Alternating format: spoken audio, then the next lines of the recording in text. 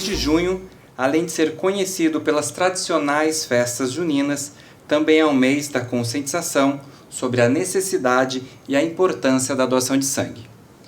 O número de doadores vem crescendo nos últimos anos e chegou a 3,16 milhões em 2024, segundo estimativa do Ministério da Saúde. Apesar disso, ainda pode faltar sangue para quem precisa e há registros de mortes no Brasil pela falta dele.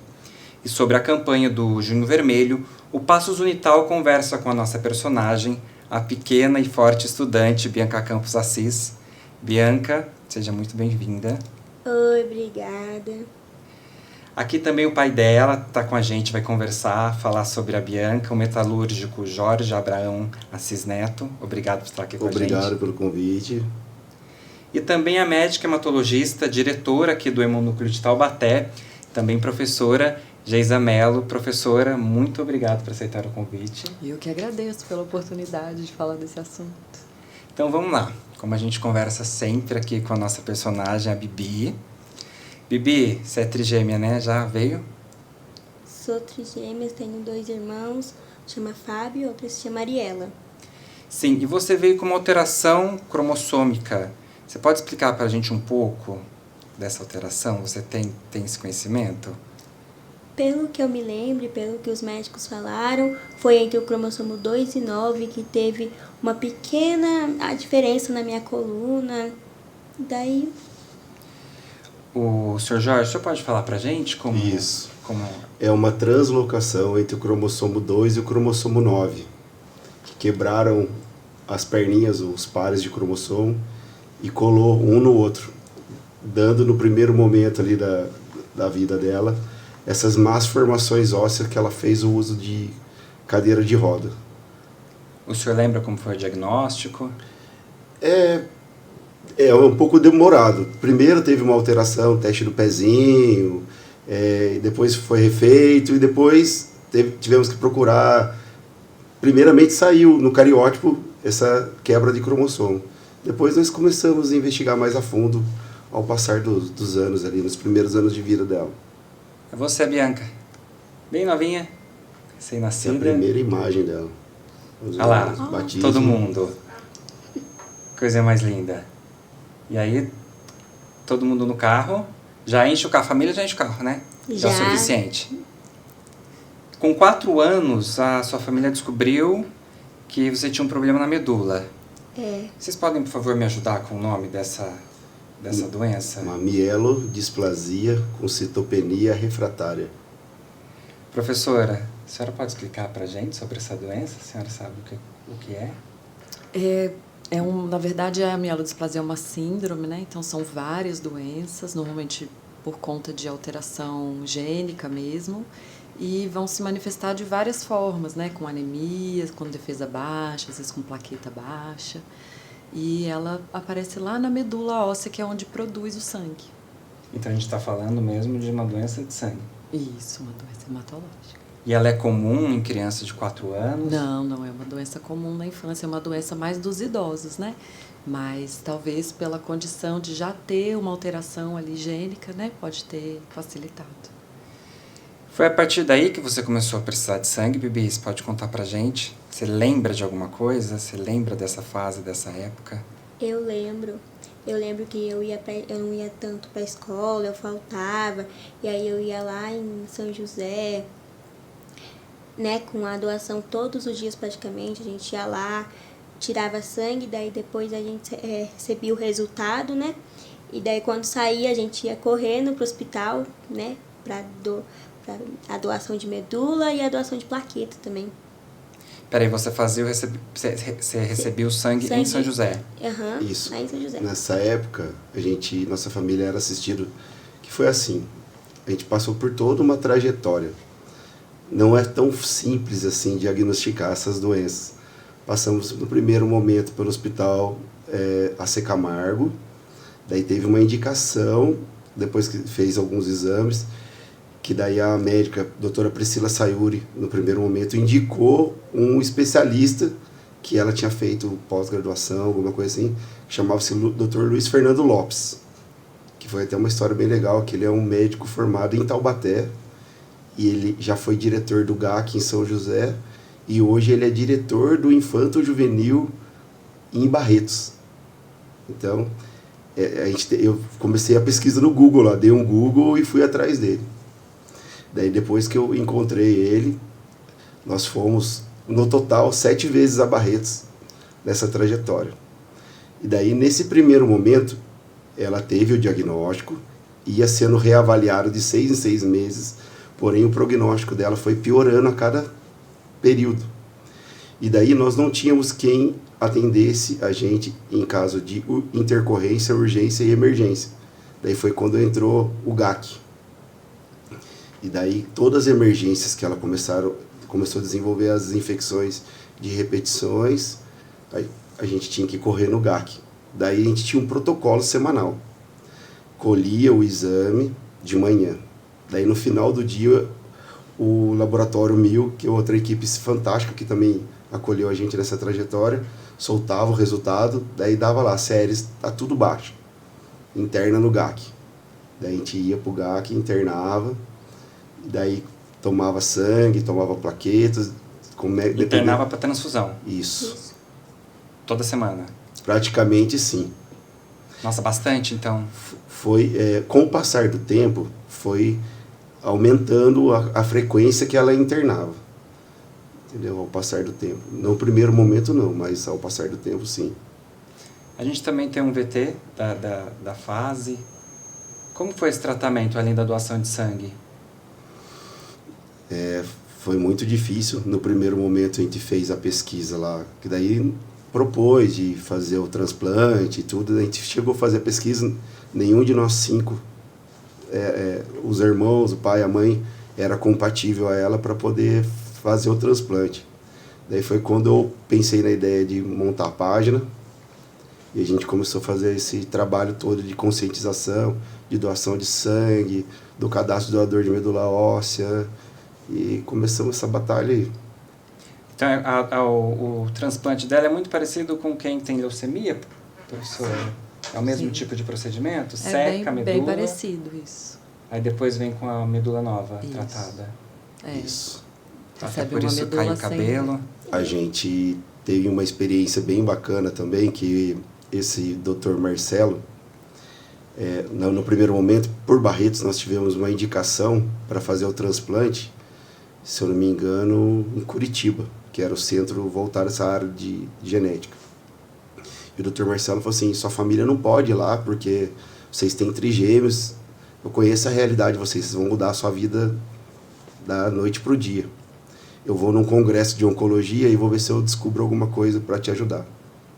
Daí na segunda-feira ele me apareceu com o nome de uma médica que ele tinha conhecido no congresso. Marquei uma consulta com ela, que ela é referência do Redome, é a doutora... Nossa, daqui a pouco eu lembro o nome dela. Sim. Doutora Rose. Elas são madrinha do Redome, do Cadastro Nacional de Doador de Medula Óssea. E daí a gente marcou uma consulta com ela, nas próximas semanas, daí ela já mostrou um parecer totalmente diferente, que pelo plano de saúde conseguia fazer, ela estava desenvolvendo o transplante que chama-se haploidêntico, com uma menor compatibilidade do pai ou de mãe. Então, eu não era 100% compatível no primeiro momento, mas de acordo com os estudos que ela estava desenvolvendo, doutora Adriana Seber, agora eu lembrei, ela já tinha uma alternativa, e daí a gente se enquadrava naquela alternativa, não precisava mais buscar ninguém no Redome.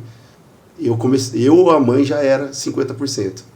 Daí eles fizeram um estudo da nossa série de sangue, e daí a minha mulher tinha anemia, tinha algumas outras coisas, eles optaram por eu ser o doador da medula para ela. Daí, dentro disso, foi uma trajetória bem rápida. Vocês fizeram uma campanha também, foi de transplante para medula, sim, sangue também. Como que foi? Sangue. Você lembra dessa campanha?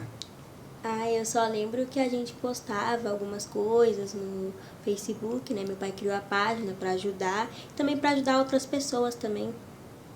E você participou da campanha? Como você se sentiu de ver tantas pessoas se mobilizando para uma causa, não só sua, também de outras pessoas, mas no primeiro momento era uma causa sua? Como você se sentiu?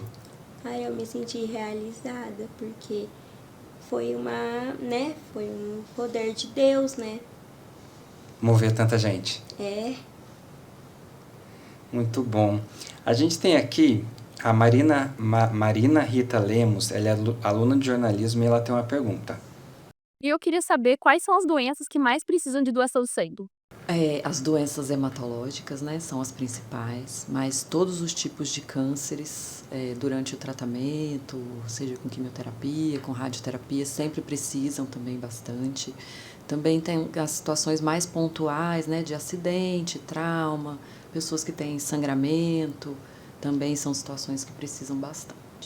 Eu ia falar a questão do acidente. Qual que é o tipo de acidente? É o acidente de trânsito, que é o que mais precisa, a vítima geralmente mais precisa de sangue? Sim, quanto mais grave, né, mais sangramento, a chance de precisar de transfusão é maior. Cirurgias também? Cirurgias também, então, às vezes a pessoa está já passando por um momento de doença, e aí tem uma anemia, né, como ele falou, e aí ela já vai para uma cirurgia, às vezes com um pouquinho de anemia, então precisa da transfusão daquele suporte ali também. E como que é feita essa liberação do sangue para os hospitais, para as clínicas? Então a gente realiza toda essa parte de coleta, né, no hemonúcleo, e a coleta diária é distribuída no dia seguinte para todos os serviços que a gente abastece na região. Então vai proporcional ao número de atendimentos de cada serviço, eles recebem uma quantidade ali de bolsas.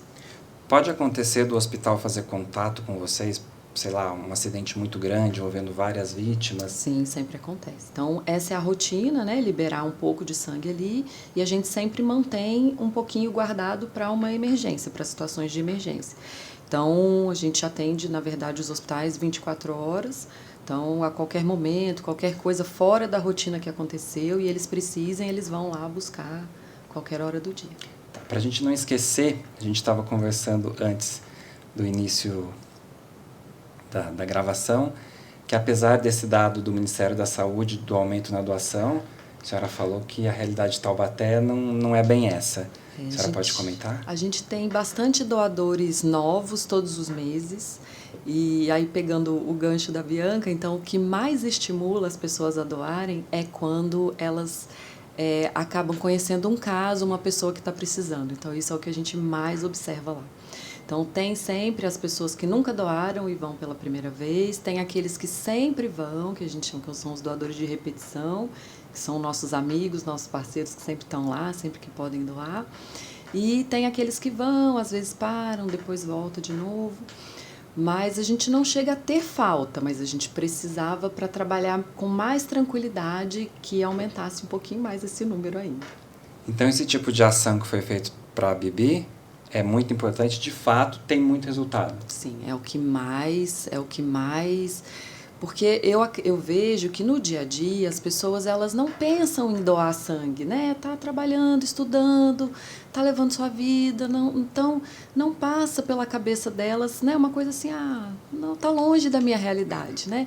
E quando a gente conhece alguém ou fica sabendo de alguém que ficou doente ou teve um acidente, às vezes um vizinho, alguém próximo, ou que seja na cidade, isso, poxa, alguém está precisando, eu vou lá ajudar.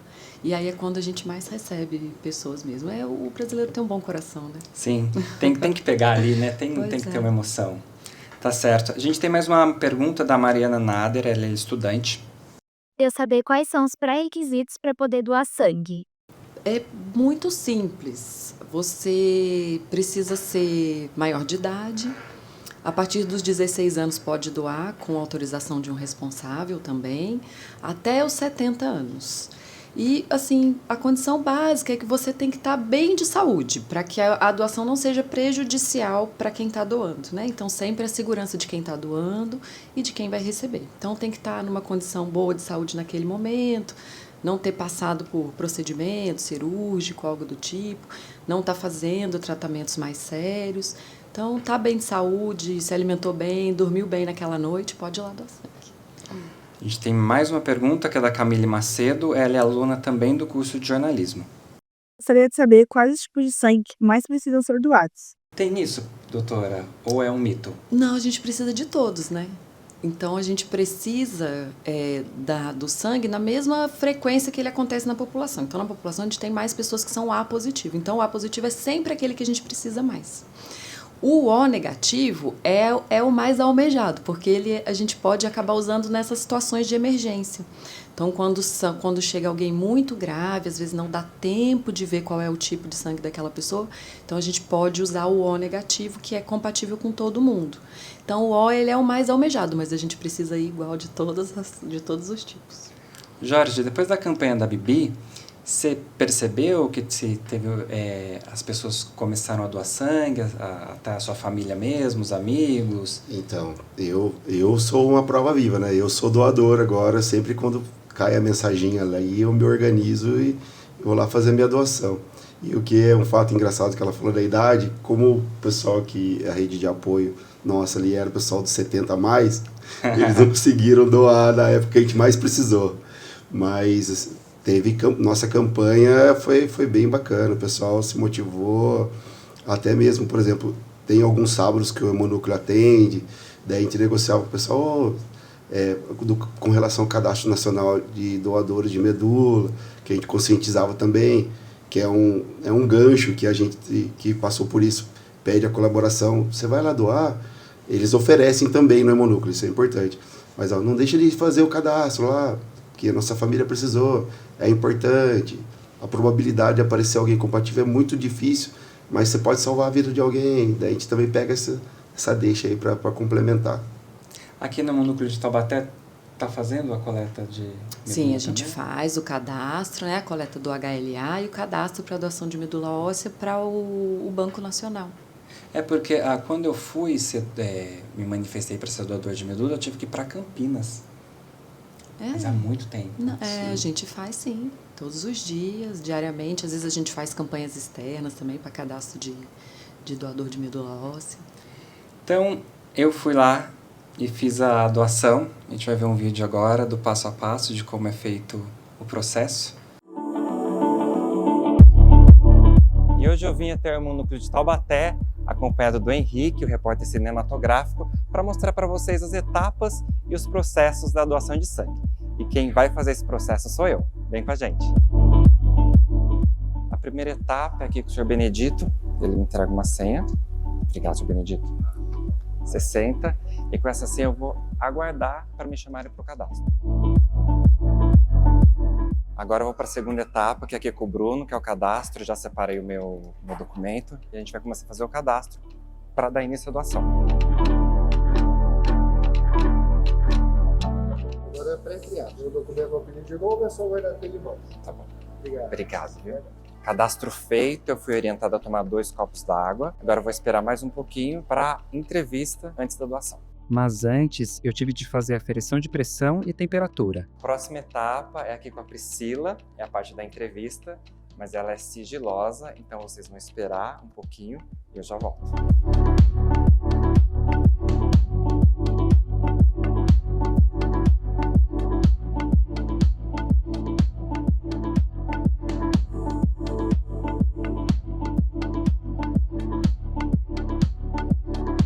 Sandra já terminou aqui de tirar o meu sangue, de fazer a coleta do meu sangue, e agora eu vou para a melhor hora, que é a hora do lanche.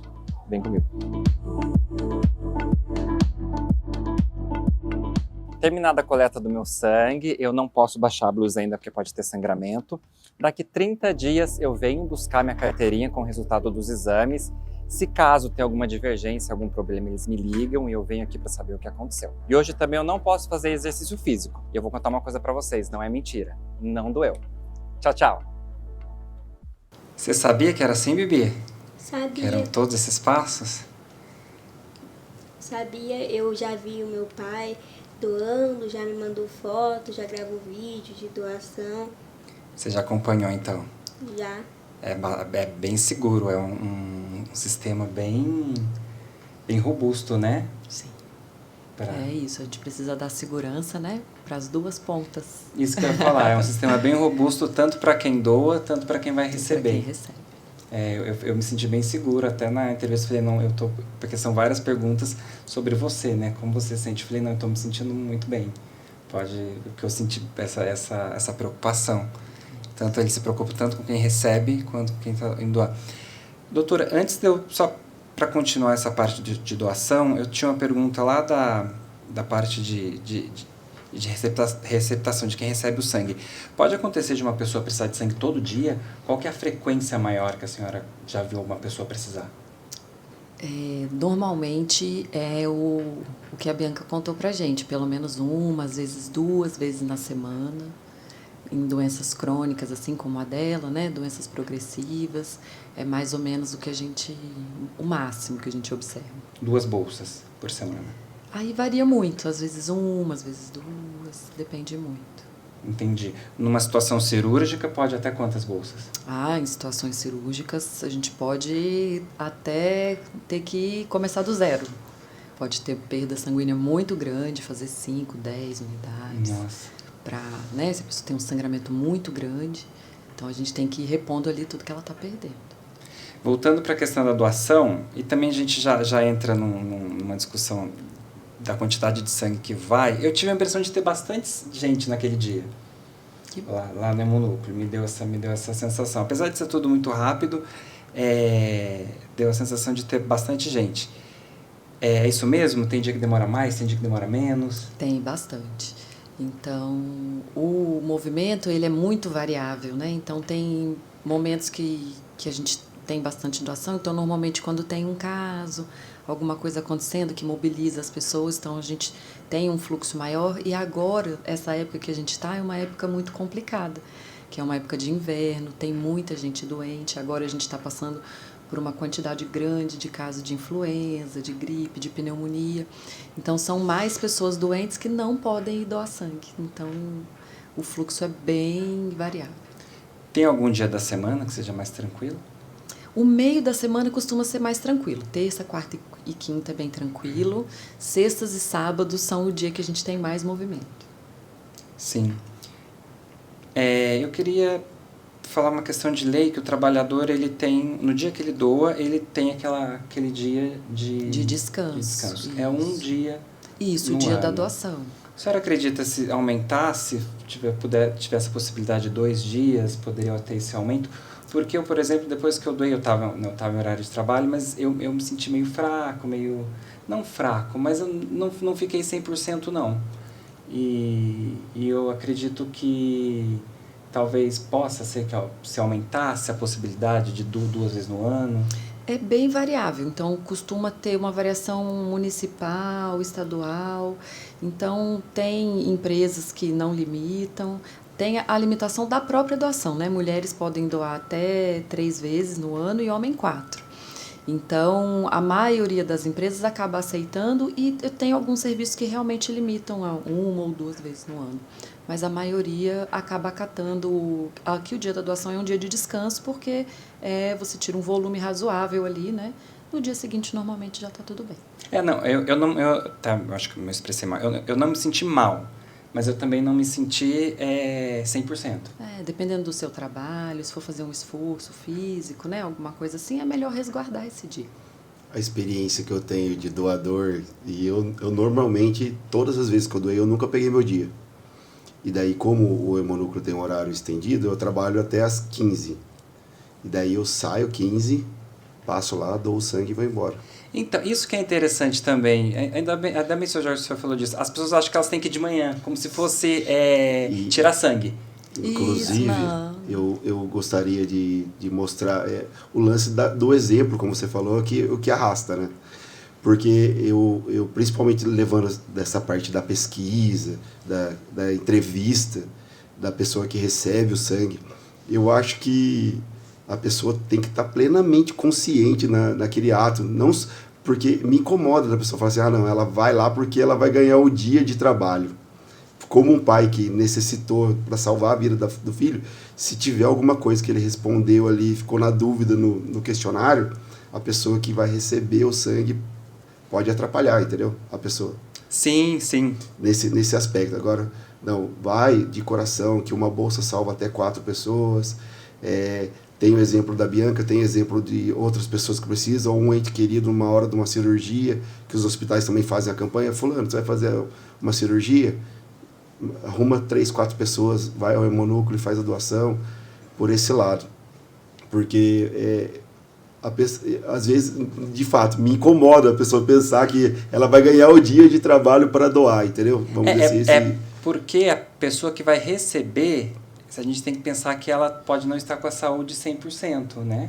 Na maioria das vezes ela não tá, Ela né? não tá, Ou pode- pelo menos naquele momento, né? Pontual ali, teve um acidente, ela estava muito bem. Teve um acidente, aí ela já não está mais bem, né? Então o sangue, se ele tiver com algum problema, que para você pode que está doando pode não ser nada, para aquela pessoa pode ser um problema, é Habilitada, isso? sim. Sim, com Porque certeza. na entrevista eu perguntei um monte de coisa, porque um tempão na entrevista, até Sim. eu já comecei o programa ali, já fui perguntando, e foi essa sensação que eu tive, que tem que ter esse cuidado, porque a pessoa que vai receber, ela pode não estar bem.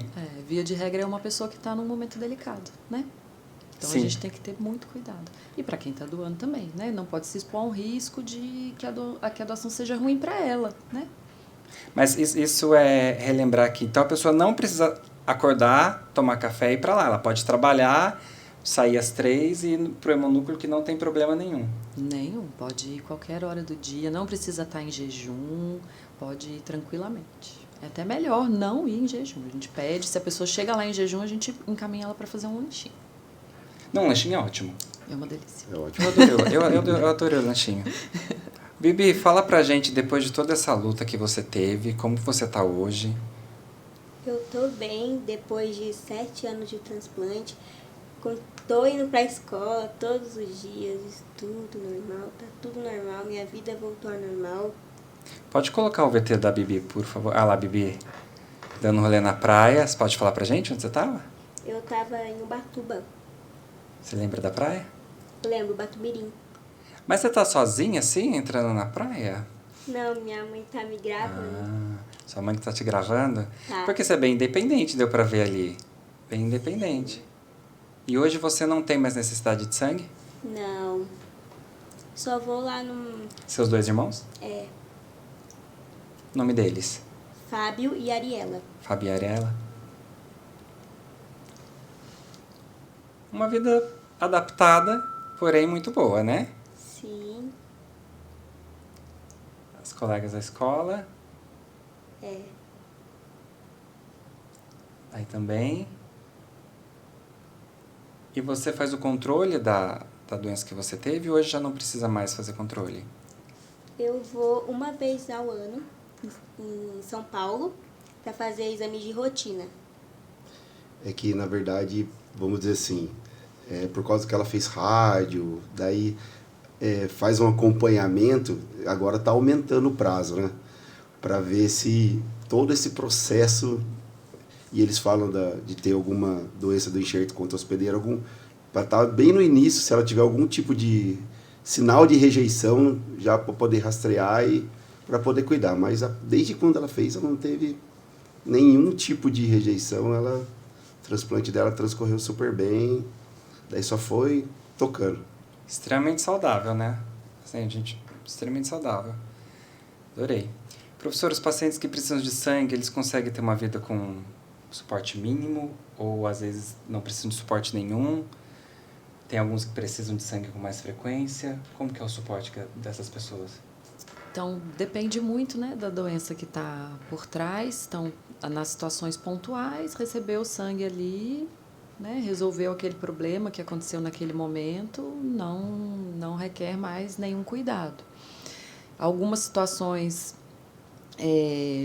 apesar de todo esse cuidado que a gente tem, né, da estrutura que você viu, de todos os exames que a gente faz, ainda a gente pode ter, são casos muito infrequentes, mas ainda pode acontecer de ter alguma doença relacionada à transfusão ou ter alguma transmissão. Então, às vezes a gente ainda precisa olhar alguma coisa depois de um tempo. E dependendo da doença que está ali por baixo, é que a pessoa vai precisar tomar muitas transfusões, né, durante períodos mais prolongados, como era a doença que ela tinha. Né? A Bianca, ela desenvolveu alergia ao sangue, ela tinha que tomar uma medicação antes de receber, né, filha? Nossa, fiquei surpreso, não sabia que tinha isso, existia. Desenvolve. Em alguns casos, né? Sim, Foi, acontece. isso aconteceu depois de tanto receber, ou já no Sim, início? Sim. Depois de um tempo recebendo, o organismo criou uma barreira ali, daí ela tomava uma medicação antes de receber. Você lembra o que você sentia? Eu lembro só do meu corpo todo pipocado, né, com alergia, mas as outras coisas eu não lembro. Você não lembra? O que ela tinha? Quais eram os efeitos? Era alergia corporal mesmo, de pipocar o corpinho dela todo, assim. Daí ela começava, às vezes, a receber, daí minha esposa ficava apavorada, chamava o corpo clínico do GAC lá, ela tá desenvolvendo alergia, tal, daí o pessoal medicava, daí diminuía. Daí virou tipo um protocolo, antes de receber ela já tomava. Já tratar antes Isso. do problema acontecer, já... Como fala, doutora? Doutora, professora, já... Fica à vontade. Paliativo é pós, antes de você ter Um preventivo. Preventivo, Sim. Já entrava com essa situação. Mais alguma coisa? Alguém gostaria de fazer mais alguma observação? Doutora? Eu queria só incentivar as pessoas Era isso que eu ia falar. Eu ia pedir para a senhora chamar as pessoas para doação. a irem lá doar, a irem ajudar. A Bianca, né, hoje está aqui para contar essa história linda pra gente, igual a ela. Hoje tem um monte de gente precisando, lá no GAC, lá no Hospital Universitário, lá no Hospital Regional. E a gente fica muito feliz de hoje poder estar contando essa história aqui, que é para isso que a gente trabalha. Jorge, faz seu convite também. Então, pessoal, vamos doar sangue, vamos se inscrever no Cadastro Nacional de Doadores de Medula Óssea. Você pode, como eu, salvar a vida de uma menininha linda como essa. Ou, de acordo com como é muito raro ter a compatibilidade do doador de medula óssea, mas com certeza a sua bolsa de sangue pode ajudar várias famílias por um período aí. Semana que vem eu tô lá no Hemonúcleo, lá, doutora. Isso mesmo. Fazendo a minha parte. Bibi, você agora convida as pessoas para doar sangue? Gente, vamos doar sangue, fazer a sua parte. Vamos lá, vamos vencer essa batalha juntos. Sim, essa batalha de sangue, literalmente, está certo. O Passo Unital sobre o Junho Vermelho fica por aqui. Agradeço a presença de vocês todos. Bibi, muito obrigado. Parabéns pela força, pelo exemplo que você é. Obrigada pelo convite. Jorge, muito obrigado por acompanhar a gente nesse programa. Nossa família que agradece. Professora Geisa, muito obrigado por aceitar o convite, dividir seus conhecimentos aqui com a gente. Eu que agradeço, estou às ordens, adoro falar sobre isso. Eu vi mesmo que tem uma paixão aí pelo sangue. Nossa, demais.